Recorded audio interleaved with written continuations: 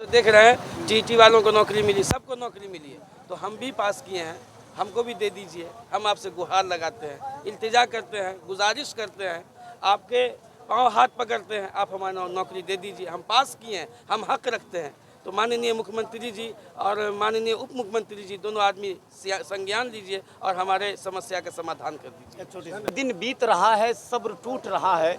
दिन बीत रहा है, सब्र टूट रहा है। आखिर कितने दिन और ये बेरोजगार युवा पूछ रहा है। बस इस चैनल के माध्यम से मैं अपनी बात पहुंचाना चाह रहा हूं, आप पहुंचाएं।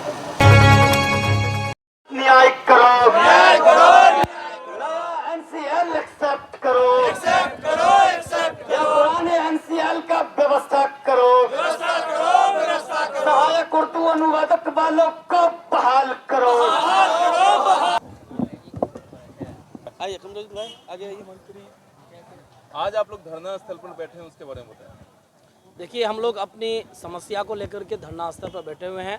हमारी समस्या यह है कि बिहार कर्मचारी चयन आयोग द्वारा हम लोग सहायक उर्दू अनुवादक के सफल अभ्यर्थी हैं। हम लोगों ने पीटी मेंस क्वालिफाई करने के बाद हम लोग काउंसलिंग भी कर चुके। ये विज्ञापन 2019 में निकला था और 21 और 22 में जो है हम लोगों का 22 में हम लोग का रिजल्ट आया, 21 में हम लोग का एग्ज़ाम हुआ पीटी मेंस का, और 22 में जो है रिजल्ट फाइनल मेरिट जारी हुआ। और 22 में हम लोग अगस्त में जब महागठबंधन की सरकार बन रही थी उस वक्त हम लोगों ने काउंसलिंग कराया और तब से लेकर अब तक हम लोग सड़क पे बैठे हुए हैं। तो क्या लगता है आपको, धरना स्थल पर बैठे हुए हैं तो क्या लगता है कि इससे सरकार सुन लेगी आप?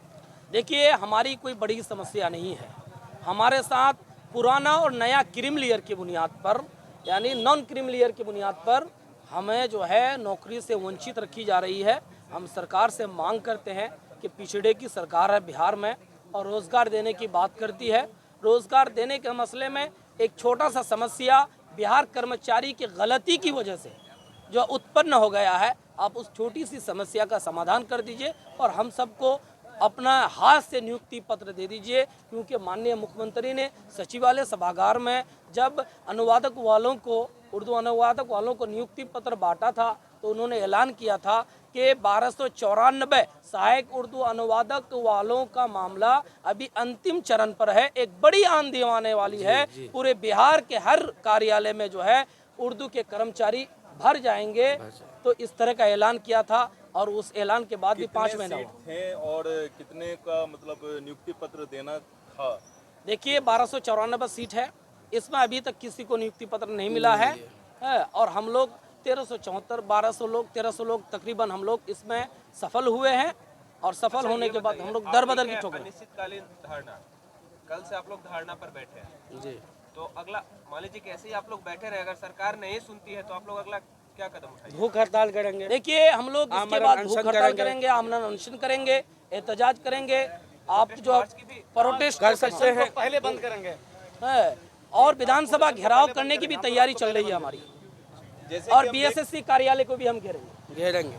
जैसे बिहार में 38 जिले से यहाँ पे आदमी आए हुए हैं। जी बिल्कुल। काफी संख्या काफी कम नजर आ रही है, इसलिए मैं पूछ रहा हूँ आपसे। देखिए, हमारी संख्या आएगी। अभी जो है कुछ लोग कोई दूसरा एग्ज़ाम वगैरह दे रहे हैं, इसलिए जो है नहीं आ सके हैं। हम आशा करते हैं कि हमारी जो साथी लोग हैं वो बहुत जल्द से जल्द यहाँ आएंगे और हमारे धरना में शामिल होंगे। माननीय तेजस्वी यादव हमारे जो बिहार के डिप्टी सीएम है, उन्होंने बोला था कि मैं जैसे ही ये पक्ष में आऊँगा, सत्ता में आऊँगा, मैं 10 लाख रोजगार दूंगा। क्या कितना अब तक रोजगार मिला है? देखिए, ये बहुत अफसोस की बात है कि उन्होंने जो वादा किया था अभी तक उन्होंने वादे पे खड़े नहीं उतरे हैं। और 10 लाख रोजगार की जो बात है, हम चाह रहे हैं कि आप थोड़ा सा इस पर अपना ध्यान आकर्षित कर दीजिए और थोड़ा सा अपने संज्ञान में लेकर के ये छोटा सा जो समस्या पुराना और नया क्रीम लेयर का मामला है, पिछड़ा अत्यंत पिछड़ा वर्ग का मामला है। और आप एक जो है पूरे बिहार में डंका जो बजाते हैं कि हम अल्पसंख्यक की हित की बात करते हैं। पूर्णिया में महागठबंधन की रैली होने जा रही है 25 तारीख को। हम लोग पूर्णिया से आते हैं, सीमांचल क्षेत्र से आते हैं, एक बड़ी उर्दू आबादी है। हम चाहते हैं कि उर्दू के मसाइल को आप हल करके आप पूर्णिया जाएं, उनकी समस्या का समाधान करके जाएं और बैक बुलंद आवाज़ से कहें कि हमने जो है उर्दू की समस्या का समाधान करके तब आपके यहाँ आया है, ताकि एक बड़ी उर्दू आबादी आपकी तरफ आप जैसे बोल रहे हैं माननीय हमारे जो डिप्टी सीएम है तेजस्वी यादव जी, वो बोलते हैं कि नहीं, हाँ ये जो सरकार बनी है ये गरीबों की सरकार है। आप बोल रहे हैं कि कोई कोई सरकार हम लोग पे ध्यान नहीं दे रही है। वो बोल रहे हैं कि हम रोजगार दे रहे हैं, आप बोल रहे हैं रोजगार नहीं दे रहे हैं। मतलब ये कैसी नीति है? सरकार की दोहरी नीति चल रही है या फिर आप लोग गलत बोल रहे हैं? नहीं, हम लोग बिल्कुल सही बोल रहे हैं। सरकार की कोई जो है ये दोहरी नीति कहिए या जो कहिए, अब तक जो है इसकी बहाली हो जानी चाहिए थी।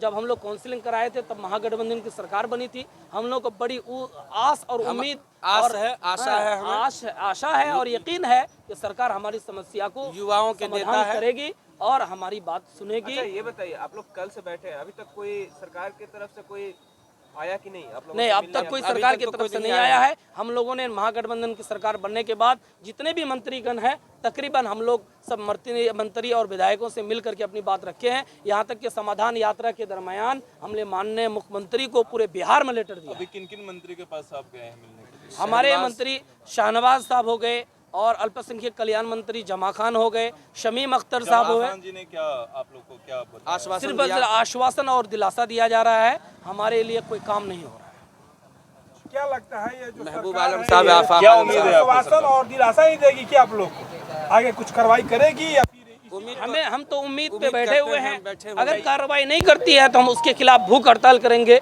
विधानसभा घेराव करने की बात चल रही है हमारी। और हम अगर आप विधानसभा घेराव करेंगे वहाँ लाठी चार्ज होगा और बहुत सारे आपके साथीगण को चोट भी लग सकती है, कोई घायल भी हो सकते हैं, किसी की जान भी जा सकती है, तो इसके लिए आप क्या कीजिएगा? देखिए, सरकार जो है बिहार में कोई ऐसी नौकरी नहीं है बहुत जो कम है जहां पर बगैर लाठी खाए हुए, बगैर गर्दनी बाग में बैठे हुए और बगैर डंडा खाए हुए नौकरी मिली है। हम लोग चाहते हैं कि चलो जिस दिन डंडा लगेगी उसी दिन हम लोग का काम बन जाए। सीटेड बीटेड वाले भी लाठी डंडा खाए हैं और कितने की मौत भी होगी, फिर भी उन लोगों को अभी तक नौकरी नहीं मिली। कोई बात नहीं है, नौकरी कोई बात नहीं, नौकरी हम नहीं लोग है तो अपना जिंदगी संघर्ष जी के करेंगे। क्या करेंगे? कम से कम आने वाली जो पीढ़ी है वो ये तो याद रखेगी कि ये लोग संघर्ष करने वाले लोग थे। संघर्षशील थे, संघर्ष करके मरे हैं और रास्ता निकाल के मरे हैं। इसलिए मर जाएंगे भी लाठी खाते खाते, अगर जान भी चली जाए तो कोई अफसोस नहीं होगा। इसलिए कि संघर्ष करते करते जान दे दिए और हमारे जो दूसरे साथी हैं वो तो कम से कम आ जाएंगे। इसीलिए जान जाने का अगर आप खौफ जान नहीं है। दे दीजिएगा लाठी खाते खाते, तो हो सकता है उसके बदले आप लोग कोई दूसरा तैयारी कर सकते हैं। जान क्यों देना है? नहीं तो नौकरी के ये हमने कामयाबी हासिल की है, इतनी मेहनत की है, रात रात भर जाग करके पढ़ा है। बिहार कर्मचारी चयन दो आयोग एग्जाम बहुत पास मनमानी किया कर है रही है। हमने। प्रथम इंटर स्तरीय प्रतियोगिता में जितने लोग शामिल हुए थे उनके साथ भी यही मनमानी किया। अन्यथा बिहार सरकार ने उनकी मांग को जायज ठहरा करके उनकी समस्या का समाधान किया। हम भी चाहते हैं कि हम भी बीएसएससी से हम भी चयनित हुए हैं, वो भी बीएसएससी से चयनित थे। आप उनकी समस्या का समाधान किए हैं, उसी की भांति समान प्रशासन से जिस तरह उनकी समस्या का समाधान किए हैं उसी की भांति हमारी भी समस्या का समाधान। आखिरी में एक और सवाल, आप सरकार से क्या कहना चाहते हैं? अनुरोध करना चाहते हैं। हमारी मांग सरकार से यही है कि चाहे तो नया क्रीमिलियर एनसीएल को एक्सेप्ट कर लिया जाए, ईडब्ल्यूएस को एक्सेप्ट कर लिया जाए, या नहीं तो 2014 वाले की भांति हमारी समस्या का समाधान कर दिया जाए। जिस तरह उनको पुराने वित्तीय वर्ष में बैक डेट से क्रीमिलियर बना करके दिया गया और आयोग ने उसको स्वीकार किया और उनकी बहाली का रास्ता साफ हो गया और वो आज अपने अपने कार्य पे कार्यरत हो चुके हैं। एक बात और